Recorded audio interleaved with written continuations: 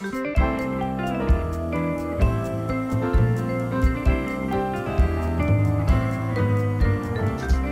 back to Read This Next with Laura and Nicole from the Thunder Bay Public Library. This week we are doing classic lit retellings. Laura, tell us all about it. Sure. Okay. So there is a readily recognizable canon of literature that has been increasingly interrogated in present years as to like what is on it, who gets to decide who's on it, how long do things have to stay on it? Just because it was considered a classic at one point doesn't mean it's a classic now. But one of the ways that authors have been kind of engaging with the canon has been through a lot of retellings, which is something people have always been doing, but it's very, very popular. It's very common in the last 10, 15 years, I guess. Oh, yeah. Yeah. And in addition to retelling, as opposed to just being like, oh, well, this is a classic Shakespearean play, and I'm going to move it to like West Side Story. I'm going to move it to was the present at the time, make it a fun musical. Yeah. Well, now people will kind of remix it in multiple ways at once. So often they'll change the setting to be modern, and they'll also change the location, and they'll also change like the background of the characters. Or maybe instead of retelling like the strict main plot, they'll select like a secondary or minor character and kind of spin out what they're all about. Mm-hmm. Now, the fun thing about retellings is in many, many ways, they're basically fan fiction. Yeah. So people who are like, look down on fan fiction, well, like these are all basically fan fiction too. Get in on it. Get in on it, right? It's just anytime you take, characters or plot that have been established by someone else and revisit it for your own story, that is basically what you're doing is a form of fan fiction. And that's kind of what these authors did. So these are legal fan fiction because, well, not that fan fiction is illegal or legal. I won't get into that argument, but these ones are past their copyright ownership. So it'll be interesting to see what comes up in the next few years. Sherlock Holmes is slowly becoming more and more in the public domain, so people can rewrite Sherlock Holmes. Yeah. And it's something that's in public domain, but also sometimes it's like, how much can you kind of make the argument, oh, this was just inspired by, so you can still work from something that's like a more recent, a more recently published work. Mm-hmm. Yeah. But we've got a real mix of adult and young adult and different types of genres. So, as always, often when we try to do more general topics, hopefully there's something for everyone. Oh, for sure.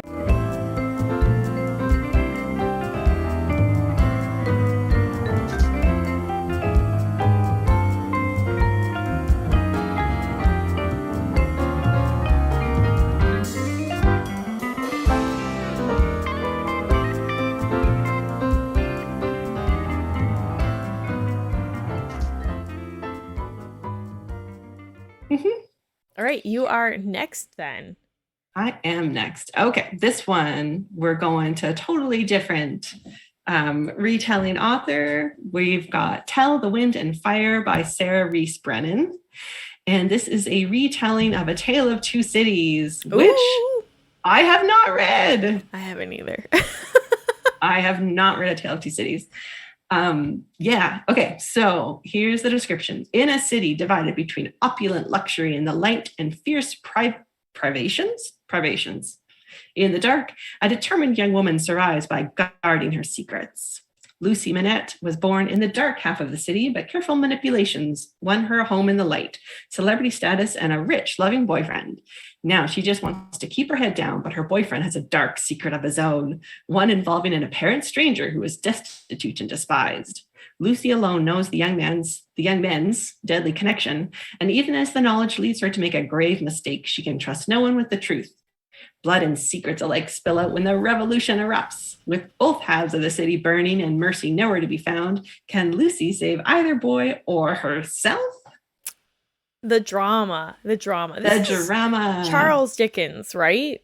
Yes, believe so. For some reason, I was thinking it was Shakespeare, and I was like, No, mm. no. The title "Tell the Wind and Fire" does sound kind of Shakespearean, though. I will Yeah, it say. does. It does. Huh. Yeah. Mm-hmm, mm-hmm. Well, it sounds But good. yeah, It sounds very dramatic, which I like. it does sound extremely dramatic. Yeah, sounds good. There's a little bit of magic. I believe. What I else has the believe author written? she does fantasy YA stuff that we've certainly covered before. Because I recognize her name. What were you going to say, though? I interrupted you. Oh, I don't know. Just that there is magic as well. It Yay, is magic. yeah, that there's fantasy stuff there. Yeah, sounds good. Oh, Sounds she good. wrote Fence, that graphic novel about the fencers. Oh, Do you know okay. what I'm talking about? I don't. I think of her as she's written quite a bit of YA. Yeah. Oh, I've read her stuff. I see it. Yeah, She wrote some vampire and werewolf stuff. she did. She Oh wrote yeah. some fantasy in other lands we wrecked before. Yep. Her book. Yeah. Yeah. Okay, Yeah. cool. I was just like, I recognize that name, but I don't know why. Very good. All Very right. good. The next one is the Boneless Mercies, and I Mm-hmm. love the cover of it. Gorgeous. Yeah. Okay. Yes. And this was just one version of the cover. There was another one, and it was also very nice. And I was like, I don't even know which one to use because they're both great. There you go. Yeah, good covers. I'm not sure what this one is a remake. It's an Orpheus myth retelling. Ooh, I love Greek mythology. Okay. Yeah. So this is The Boneless Mercies by April Genevieve Tukulki, possibly? Your guess is as good as mine. Okay, we'll leave it there. We'll leave it there. They called us the Mercies, or sometimes the Boneless Mercies. They said we were shadows, ghosts, and if you touched our skin, you would dissolve into smoke. Frey, Ovi, Juniper, and Runa are boneless mercies, death traders, hired to kill quickly, quietly, and mercifully. It is a job for women and women only. Men will not do this sad, dark work. Sorry, it's not funny, but it is. Okay. I have to stop you to say I'm wrong. It was her other book that was an Orpheus retelling. This one is a Beowulf retelling. Oh, okay. That's cool. Important. So I had to interrupt. Okay, carry on. What's her other one called? Her other one, I think, is The Devil and the Deep Blue Sea. Ooh, that's a great title. I know. Now that I've said that, I'm like, oh, I hope I'm not wrong.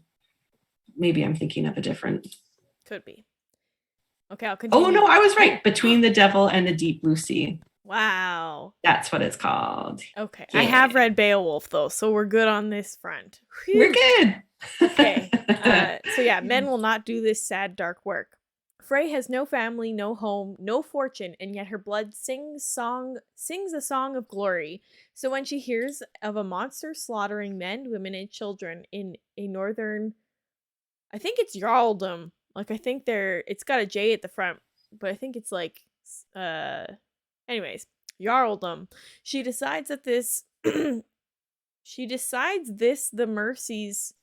I think this is the Mercies' one chance to change their fate, but glory comes at a price.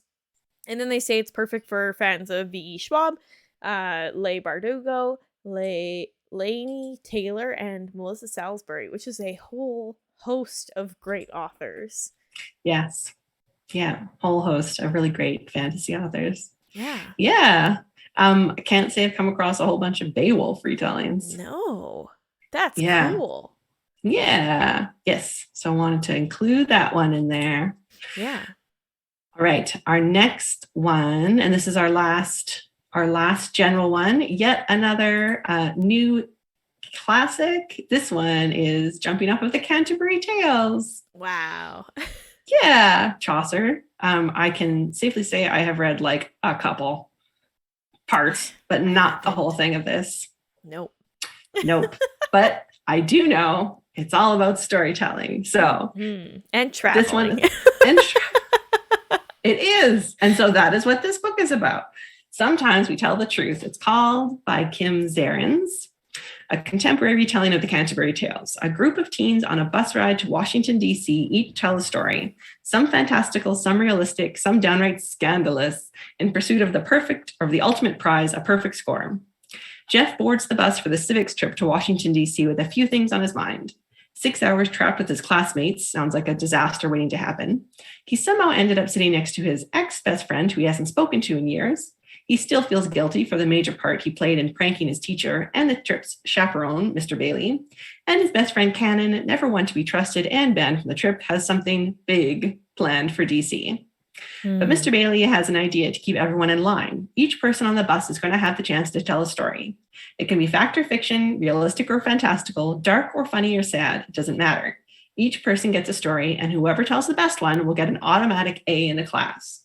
But in the middle of all the storytelling, with secrets and confessions coming out, Jeff only has one thing on his mind. Can he live up to the super successful story published in the school newspaper weeks ago that convinced everyone that he was someone smart, someone special, and someone with something to say? A fresh and contemporary retelling, the dark realities of high school and the subtle moments that bring us together. It is, there's LGBTQ characters in this one. It sounds like a little bit, it sounds different. Like it's not, I feel like you could almost take this premise in a way towards some of those like murder mystery ones, like one of us is lying and this and that, like 6 hours trapped on the bus. Yeah. But it's like, no, it seems gentler than that. Like the cover, it looks kind of cute. Yeah. So I think it's more kind of it seems like a coming of age. Yeah. Maybe like a hangout sort of, like different types of genres and stuff in the stories. Sounds like an interesting one. This would be a really smart way. You know how people, and maybe you don't find this, but I don't like anthologies where it's like a billion YA authors that have written tiny novellas. This would be such a cool way to do an anthology of each story written by a different author. That would be cool. Authors out there who definitely listen to our podcast, feel free to steal that idea. I would read it. Having cool. A nice thematic link throughout. Okay. All right. So now we'll go to your rec and then I'll do mine. Yeah. Okay. So mine is the Penelope Ed. I don't know if I pronounced that right, but that's how I say it too. Right? You just throw it out there with confidence. But yeah. So this is by Margaret Atwood, and I imagine you've read it because you love Margaret Atwood. Yep. Okay. So this is a retelling of the Odyssey. Yeah. And so I read the Odyssey. I was in IB at Churchill when it was still Churchill in grade 9, and that was one of the things we read, which was really surprising to me. I was like, okay. And then I think in grade 10 they read the Bible, which was very impressive. Okay. Well, if you think about it, how many references are in the Bible it's in true. other works? So it was very interesting. I could be wrong though. Don't quote me. I wasn't there. But yeah, this is a retelling of Homer's The Odyssey, but from Penelope's perspective. And I've always found those super fascinating. There's also a poem, and I can't remember where it is, but it's like a letter to him. And maybe it's this. Maybe I'm thinking of this. But anyways, I'm going to read you the description because if you haven't read The Odyssey, you're not going to get it. And I'm not going to explain it well. Okay. Penelope, wife of Odysseus and cousin of the beautiful Helen of Troy, is portrayed as the quintessential faithful wife. Her story a salutary lesson throughout the ages. Left alone for 20 years when Odysseus goes off to fight the Trojan War, and also like do a whole bunch of other things when he's trying to come home. Anyways, so she's trying to face scandalous rumors, maintain the kingdom of Ithaca, bring up her wayward son, and keep over 100 suitors at bay simultaneously. When Odysseus finally comes home after enduring hardships, overcoming monsters, and sleeping with goddesses, he kills her suitors and, curiously, 12 of her maids. So it's really cute, and I really liked, because in the Odyssey, you're thinking the entire time, what the heck, why did she wait all this time to come back, like for him to come back. It has been 20 years. That is so long. How I wouldn't wait You would 20 assume, years. yeah, you'd assume someone would say to her, like, it's time to let It's her go. time. Yeah, but I mean, at the same time, when you're reading this, you kind of realize that she's either going to wait for him or she's going to have to marry one of the 100 gross dudes that have taken up residence in her house. Yeah. So it's Yeah. like, what's the better option? Yeah. Maybe just keep hanging out. just hoping. And the way that she gets, the way that she keeps these men at bay is by saying she'll marry them once she's, I think, finished either a wedding shroud, not shroud, veil, yeah, or is it a death one, like for Odysseus to acknowledge that he's died? I can't remember, but it's very 1000 nights, and she just keeps unraveling it every night, and then eventually someone catches on, and thankfully that's when Odysseus comes home. It's good timing there. Yeah, but it's really good, and you also kind of see it from, like, there's little moments where you see it from the son's perspective, and then little moments where you see it from, like, the dog's perspective, which made me so sad. But it's really good. It's really good. There you go. It's really good. It's funny. Penelope is witty. She's great. Yeah. So if you're, some of these seem sort of overwhelming, the idea of the canon, or some of them don't really sound like your speed and you're a more literary reader, then this might be the one for you, perhaps. And it says it's a series, which surprises me. I did not know that. So don't remember that ever being a series, but okay. Neither. I'm clicking into it to see what the other one is. It says it's number 2. Oh, I think it's a series in terms of the publisher. Oh. Yeah, yes, like the publisher doing groups of like retellings or something. So not a series. Ignore that. Not really. Yeah. But yeah, go check it out because it was really good, at least for me. Okay, last one. Our last one, we're bringing it back to Jane Eyre. Woo! We started with Jane Eyre. We're ending with Jane Eyre. Yes. Okay, so one of the most well-known parts or like sort of pieces that has permeated pop culture from Jane Eyre is the idea of the mad woman in the attic. That expression is from Jane Eyre, if you didn't know, that is. And what it refers to is that Jane is Jane's in this like, drafty old house being a governess. And Rochester is he's the guardian of her ward, and they're kind of, looking at each other, but there's a mystery in the house. And then she comes to find that the mystery is this man has his first wife locked up in the attic. Spoilers for a very old book. Well, spoilers, but also now you have to read it so you find out what the heck happens. Yes, he has her locked up in the attic. Anyway, that's a big part of the thing. And that ends up being a barrier to their love, right? Because how is Jane supposed to marry Rochester when he's got his first wife is still hanging around in the house?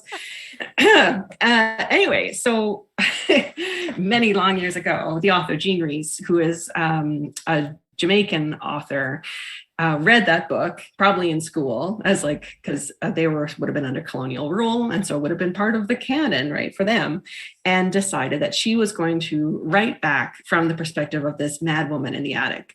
Now, within Jane Eyre itself, it is specifically referenced that she is a Creole woman, that Rochester, because he wasn't the oldest son, so he wouldn't have had money and an estate. It would, of course, go to the oldest. So he basically went and married this woman who is a Creole woman. So like by their standards, that's lower status, but she had a lot of money. Her family had a lot of money. So that's why he married her. And then, poor him, right? He imports her back to England and ends up shackled to this mad woman. So the author Jean Rhys was like, I'm going to tell her story because boy, it seems like that's there's probably a lot more going on there Yeah. than was actually in Jane Eyre itself. And so it follows this character and her life and her kind of growing up and how she meets Rochester and how she views their relationship originally, and then how he starts to become suspicious of her, and like obviously like hugely racist stuff going on, and hugely racist stuff going on in Jane Eyre with the depiction of this character. I believe it. Yeah, and then it follows her as she is like moves with him to England, and it follows her like into starting to overlap with Jane Eyre. It is so good. It's so good. It's just like really beautiful writing. Like one of the appeal factors we talk about when we're recommending books to people is, do you read for plot? Do you read for characters? Do you read for whatever? And one of them that's doesn't come up quite as often, but it is, do you read for like the lyricism, the language, basically? Yeah. And this is one of those sorts of books. Like, it's just gorgeous. The depictions of the way she talks about like the land in Jamaica, and the connection that this character feels to the land, and the way that they talk about how her very like pure feelings for Rochester, what she thinks is happening between them, and then how that gets like perverted and destroyed and damaged. It's just so good. It is a classic itself now, a classic of the post-colonial literature canon. Amazing. I studied it in school, like I read it for university, and loved it so much, and have reread it multiple times, and is a true delight, and highly recommend it. Yeah. It's very good. Yeah. It sounds really good. I think, yeah. I recognize the title too, so I bet you it was in the same class that we both took. I just didn't pick that one up. There's a few. You can't read 10 books every class. It's true. You can try, but it doesn't always work. Yeah. Okay. That's our retellings. You ready to wrap us up? I think so. Thank you everybody for watching. Make sure to like, comment, subscribe, give us all the stars, all that good stuff. You can find our show notes, like Laura said, if you missed any of the titles or authors, at www.tbplofftheshelf.com. That's correct. Yeah, so you can find us on social medias pretty much anywhere. We're at TBAPL or TBPL Youth. And yeah, we'll see you again in 2 weeks. Bye-bye. Yay, bye.